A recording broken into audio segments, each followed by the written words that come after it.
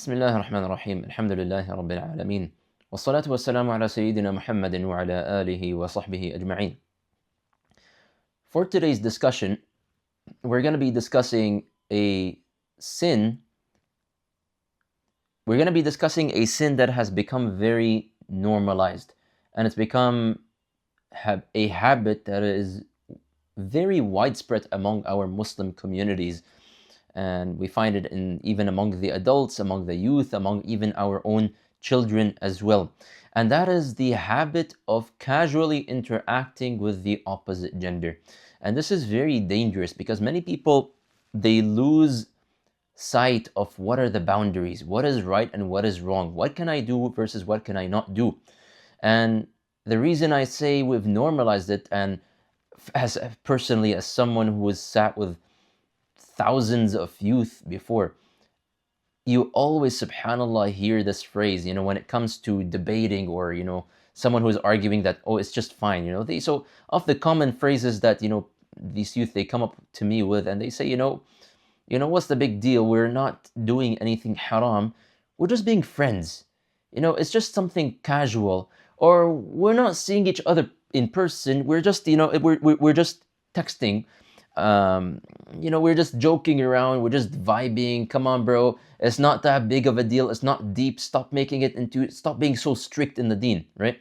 And believe me, sometimes even the adults have the same form of attitude. As soon as you tell them, like, hey brother, about the way that you're interacting with the sister, or sister, the way you're acting with this brother, they start rolling their eyes and be like, oh, not this again, right? That, just leave me alone, I'm not doing anything that is haram. And that is the issue here. The statement where someone is genuinely convinced that I'm not doing anything wrong. So let's discuss this scene for today. Let's break this down. What is right versus what is wrong, and how do we identify, whether what I'm doing is something that is right and what is wrong? So let me begin with what does Islam say about interactions between men and women. And in fact, let me, I'm not even gonna straight up say halal or haram, okay?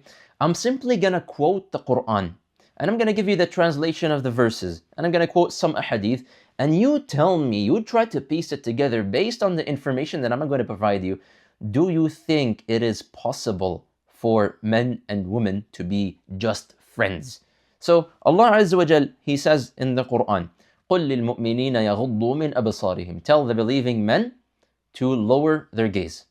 And in the next verse, وَقُلْ لِلْمُؤْمِنَاتِ يَغْضُضْنَ مِنْ أَبْصَارِهِنْ. Tell the believing women to lower their gaze. So number one, if you want to be just friends, you're not allowed to look at him, she's not allowed to look at you, and vice versa. You're not allowed to look at one another.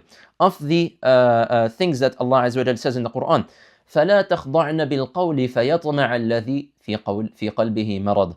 That, speaking to the ladies, do not soften your voice in front of men, so that the one who has a diseased heart does not start to grow in his desire towards you. So you cannot speak with each other normally. You have to be mindful of your tone, and you have to be careful of the way that you're talking. You cannot talk normally, okay? So you cannot look at each other, and you cannot talk normally.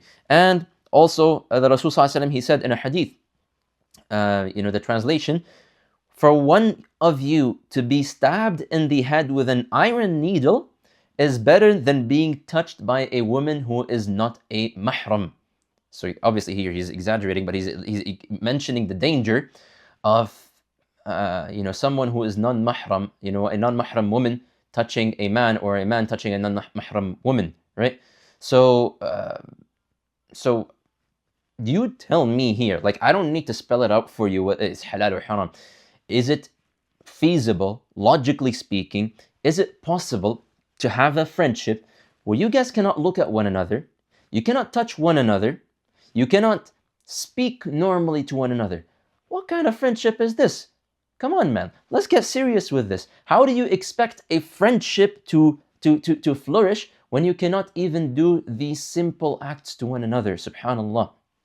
So, and the Rasul Sallallahu Alaihi Wasallam, he also says, no man should be alone with a woman, no man who is alone with a woman, except that shaitan is the third among them as well.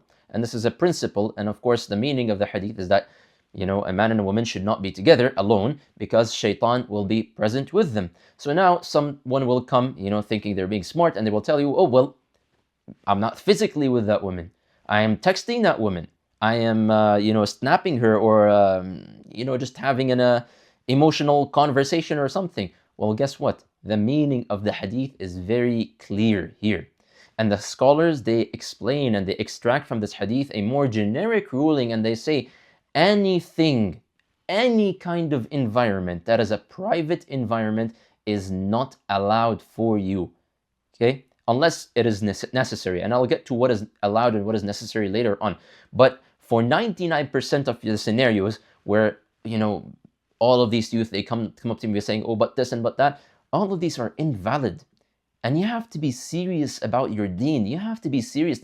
You're not playing games over here. There is no, there's no bending the rules when it comes to Islam. Everything is laid out clearly to you. Halal is clear and the haram is clear. There is no playing around with these boundaries. You're playing with fire over here. And you can get yourself in serious troubles because you see, you're dealing with your heart here. And the heart is not strong. The heart actually is very fragile. It gets attached very quickly to certain things.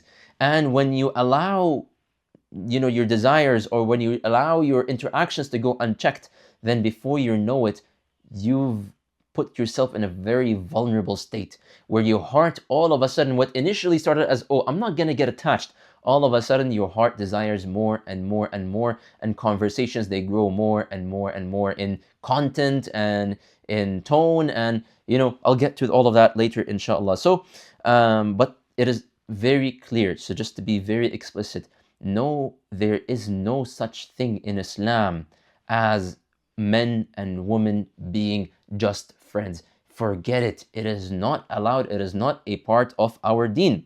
Because, I'm going to tell you, and I'm bringing you here studies, not, I just quoted for you Quran and Hadith, but let's put Quran and Sunnah on the side for a second. Let's talk about, what do the non-Muslims even say? What do the psychologists, what are the experts, what are these researchers say about, friendships between male and female? So you will find, and again, you can go and read articles about this, I'm not going to bore you with numbers over here, but basically the gist of it is these cross-gender friendships, they cause a person to develop unrealistic expectations. Okay, you might start, what initially might start as something casual, all of a sudden your heart might start interpreting certain signals as, oh, this person, he's speaking to me in a certain way, or this lady is talking to me in a certain manner, or, oh, she's choosing to text me and she's not texting that person. This means blah, blah, blah, blah, blah. So it starts to develop these unequal and kind of confused expectations. And all of a sudden, this male and this female are no longer really emotionally aligned. One person may think, oh, we're just being friends. The other person may think, oh, this person, he's giving me mixed signals over here.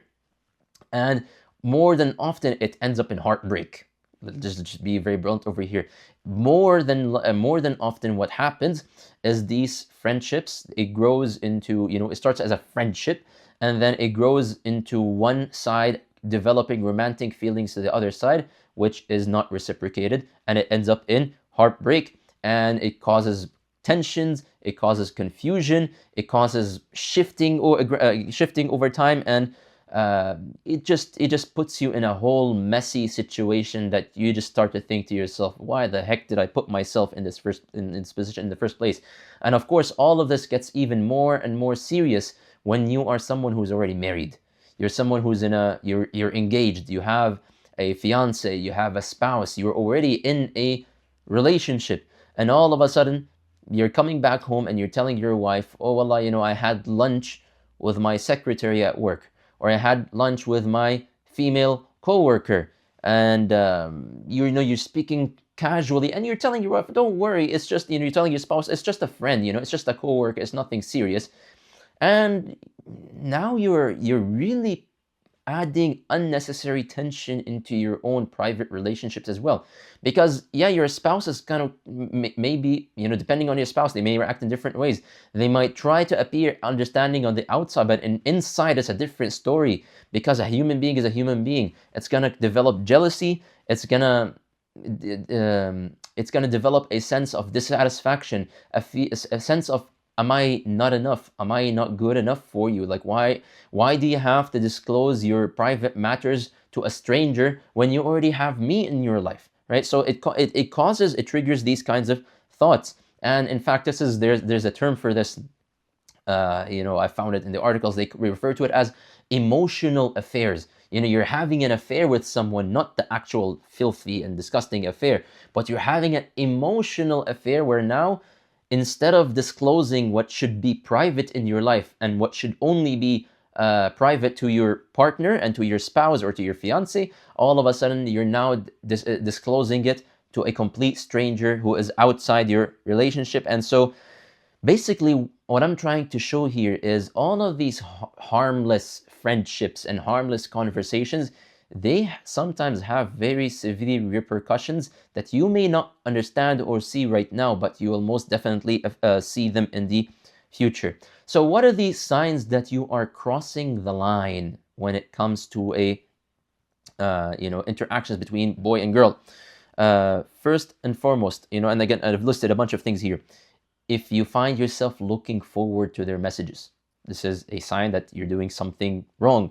When you get a feeling of happiness when they reach out to you, and when you feel a sense of disappointment when they don't, right? So you're expecting them to send you a text message or something like this, but instead you realize that they messaged someone else and they did not message you. And so you feel the sense of disappointment, like, why did they do this? When you find yourself, you're always sharing your life problems and emotional strugglings with this person, and again, we're talking purely about the opposite gender over here, then this is something that is wrong. When, just a simple test over here. Is this a conversation that you would like someone else to hear or not? Like, if this conversation that you're having with this person is something that you would not want me to hear, and you would not want your parents or you don't want any of your other friends to hear, this is your perhaps your biggest red flag. That stop. This is your biggest sign. You need to stop whatever you're doing, because you're crossing the boundaries over here. When you find yourself constantly justifying your interactions and you're telling yourself, oh, it's nothing, it's not a big deal, oh no, we're just friends, oh, don't worry, I'm not having any feelings, well, in all likelihood, you're simply trying to deceive yourself and you're trying to overlook this problem. So these are not small signs, and these are not just small feelings that you're experiencing. These are all warning signs that you should take heed of. Now, in the first place, why do people, again, just generally speaking, why do people feel inclined? Because again, I'm just going to say it bluntly, it's not normal for a boy to be hanging out with a group of only girls. And it is also not normal for a girl to be hanging out with a group of only boys. And even if it's a mixed group of boys and girls that are just, laughing and giggling and going out with one another, this is not normal. Something has led up to this person choosing to be a part of this group. And typically speaking, people, there's different reasons why people are doing it. Some people are genuinely just looking for a friend and they just don't know better to look for the right places to find their friends. Some people are simply looking for attention.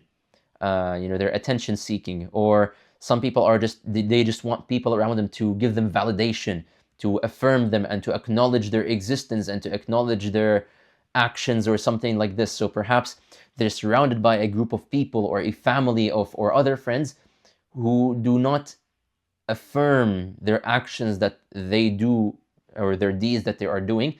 And so they go to another group of people, even if it's in the opposite gender, that will accept them and they will tell them, no, what you're doing is right. And sometimes a person is just looking for someone who can listen to them or something like this. So they go and find that in the opposite gender. So this is what tends to usually cause people to develop friendships with the opposite gender. Not that it is right. Okay, so obviously again this is all wrong, but I'm simply stating this is what causes it. And again, I mentioned this in one of my previous lectures, but when Islam tells you don't do it, it's not simply making your life difficult. There is a wisdom behind everything that is haram. You will face the repercussions in this dunya before the akhirah. So what are the repercussions that I'm talking about here? What is so dangerous about this? Like, what's the big deal over here? Why am I making this into such a big deal? There are dangers that are associated with it. Number one, emotional attachment. Like again, this is a human natural instinct. Man is attracted to woman, woman is attracted to man. And so what do you expect will happen when you put yourself in a vulnerable situation over and over and over privately with this person from the opposite gender? Your heart will naturally become attached. And again, it doesn't even matter if you're the best Muslim out there. It doesn't matter if you're hafiz of the Quran or if you're a scholar. If you put yourself in the situation, your heart will definitely get attached, and it will end up with heartbreak. It will end up with confusion, and or if more than anything, it will just end up causing you distraction and just put your heart in a situation that you really don't want to be in. And realize, okay, that shaitan works in steps. Shaitan is not just gonna whisper to you that, hey, go and do this and that with this woman, or do this and that with that man, or go and have something haram between one another. So shaitan does not come to you right away.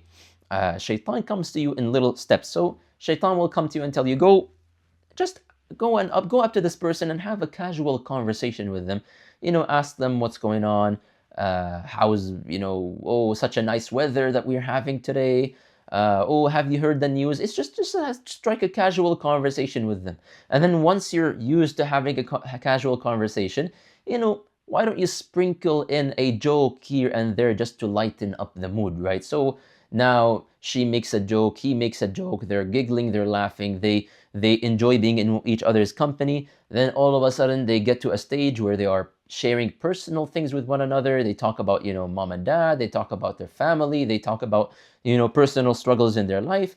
And then because they're supporting one another, the giggling and the laughing and the joking and, this bonding turns into flirtation, and this flirtation turns into attachment. And then attachment, of course, your mind can go wild with where the attachment can take a person. And Allah Azza wa Jal warns you in so many places in the Quran, Ya ayyuhalladhina la tattabi'u khutuwati shaytan. Do not follow the footsteps of shaitan. This is shaitan. He's pulling you one step at a time. One step at a time until you fall into something completely haram. And this is the danger of it. And while you fall into that haram, you're genuinely justifying every single action that you're doing, and you're saying, there's no issue with it. It's done with good intention, right? This is how a person justifies their own actions. Of the dangers as well, and especially this is more like a long-term danger as well. It will damage your future relationships.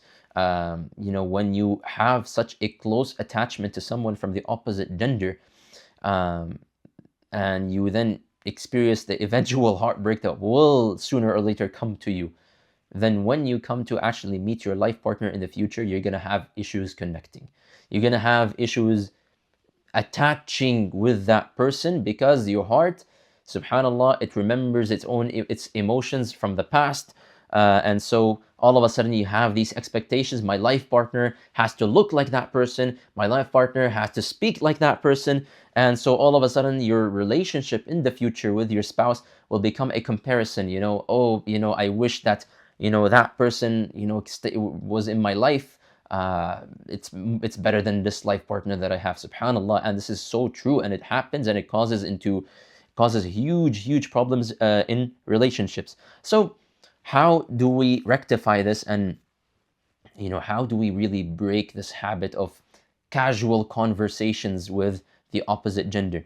Number one, and most importantly, set up your boundaries. Know your boundaries and set up your boundaries. Learn what is allowed and what is not allowed in Islam, and put clear boundaries. Okay, not every conversation is necessary. Okay, so if now, I'm not saying that every single interaction is haram, but an interaction is only allowed, and I'm talk more about this inshallah at the end, if it is absolutely necessary, if it is a limited interaction, if it is free from a flirtation, and it is done in a group context. Only that. So it's supposed to be completely professional, it's supposed to be dry, and it's supposed to just have a purpose. You got what you want, khalas, you leave. Okay? Any kind of unnecessary communication, taking each other's numbers, adding each other on Snapchat, following each other on social media, sending each other private DMs, checking in on one another, late night texting. This is all absolutely prohibited. You must stop right away. Delete that number, unfollow that person, remove them from your contacts or from your friends list or whatever. Protect your heart by distancing yourself from that person. And sometimes, subhanAllah, you simply have to say it to that person. Sorry, this is as far as I go with you, right? And you have to be blunt in these things, and you have to train yourself to be blunt. It's not disrespectful. In fact, it is respectful. It is because you respect that person that you are setting these boundaries with them. Also, avoiding private spaces. Don't put yourself in a situation where shaitan is the third. One-on-one hangouts or private chats where nobody else looks at your conversations and it's only you and that person. Do not ever put yourself in these situations. Don't ever disclose your emotions to someone who is a non-mahram. Okay, so even if they're a stranger, even if whatever, you should never ever go to someone in the opposite gender and just open your heart to them, unless they are your spouse, unless they are someone who is your mahram, like a family member. Okay, like a your mom, your dad, your sibling, your maybe a cousin, maybe not really a cousin, but someone who's really close to you. Okay, only then can you really disclose something to the opposite gender. But to go to a stranger who tells you, yeah, I understand you, I acknowledge you, I accept you, and you start just pouring your heart to them. My parents are this, my life is this, my financial situation is this. And then all of a sudden they become your emotional outlet, and it's almost like they're now your counselor. This is now a disaster waiting to just blow up on your face. This is perhaps one of the worst things that you can do. Don't ever make a non-mahram your emotional outlet. And by the way, I just kind of want to leave a side note here. This also applies to imams as well. Sometimes ladies, and I'm just kind of speaking out of personal experience. Sometimes ladies feel the need to kind of disclose their situations, and there's nothing wrong with going to a person of knowledge to seek advice or to understand what does Islam say about a certain situation. But to sit with an imam or to message an imam, and all of a sudden you just pour your heart to this person and you tell them about everything that is happening in your life, this is inappropriate. This is not allowed, even if this person is a scholar, is a person of knowledge. So be very mindful of your interactions with the opposite gender. And even if you're seeking advice, be very mindful of what you are sharing and why you are sharing it as well. So this is very important. And this has kind of to do with your when it comes to disclosing your emotions. Why don't you disclose your emotions to Allah? And this is an issue. This is one of the signs that you have distanced yourself from Allah, that now you feel the need that I need to disclose everything to everybody around me. But Allah is just for salah, Allah is just for Quran, Allah is just for all of these kinds of things. Well, subhanallah, Allah is with you. Allah is closer to you than anyone else around you. And Allah is constantly watching you. Allah is constantly listening to you. So why, if you're struggling with something, why don't you pray your qiyam and in your sujood cry your heart out to Allah, pour out your emotions to Allah Azza wa Jal. By the way, Maryam alayha salam, Maryam, there's a whole surah called Surah Maryam, one of the most pious ladies that Allah speaks about. One of the reasons why Allah chose her and made her so unique out of all of the women of humanity is because of her connection to Allah. The way that she pours out her emotions to Allah, her connection to Allah, to the point where she felt like, I don't need anyone else. I don't need a human being if I have Allah with me. Now, obviously, this is a very high level of connection with Allah. And perhaps, we ask Allah to bring us and grant us this kind of closeness, but it's not easy. But it's something that every person has to strive for. Yes, we all need interactions with the outer world, with people around us, and sometimes we need advice. However, our ultimate connection has to be with Allah Azza wa Jal. So to kind of wrap all of this self up, ask yourself this question: is this person whom I'm talking to or I'm about to talk to, is this person halal for me? If not, then why the heck am I sharing with them my emotions? Why am I opening my heart out to them? This is your biggest warning sign. So the proper etiquette, and we'll wrap up with this inshallah: only interact when necessary, and when you interact with this person, okay, so you have to speak clearly, speak respectfully, no flirtation, no jokes here and there, keep it brief, keep it dry, keep it straight to the point, and lower your gaze, maintain modesty, and once the conversation is done, just walk away. Don't stay any longer than you need to. Don't say any more than you need to as well. Put that barrier, put that distance, put that respect and modesty in your conversation. So, just to give you a very simple example, like, let's say you're a student at a school or at university, and your teacher assigns you a group project, and he picks your partner out for you, and this is a project that is worth a lot of grades, and you cannot choose your partners, and you can't do anything about it. So in that case, and perhaps the partner that you have been matched with is a partner from the opposite gender, well, this is perhaps one of those necessities, because you can't really get yourself out of that situation, right? Because otherwise you'll perhaps fail, or there is no alternative, or you're going to suffer because of your choices if you say no. So this is perhaps one of those necessary situations. But even in that situation, you're not allowed to just meet in private. You have to meet somewhere in public. You have to speak only and only about that group project, for example. No jokes around, no flirtation, no nothing. No matter how dry and awkward you're gonna look in front of that person, it matters more how you look in front of Allah Azza wa Jal. So keep it straight to the point. After the project is done, khalas, no more talking, no more conversations. Yes, maybe you took each other's contacts just so that you can communicate, or talk, communicate the expectations, and you do this part of the project, I'm gonna do this part. Once the project is done, number is deleted, removed from my friends list, all of that stuff. Khalas, keep it straight to the point. Don't do any more than you need to do. Don't interact any more than necessary. Don't say any more than needed.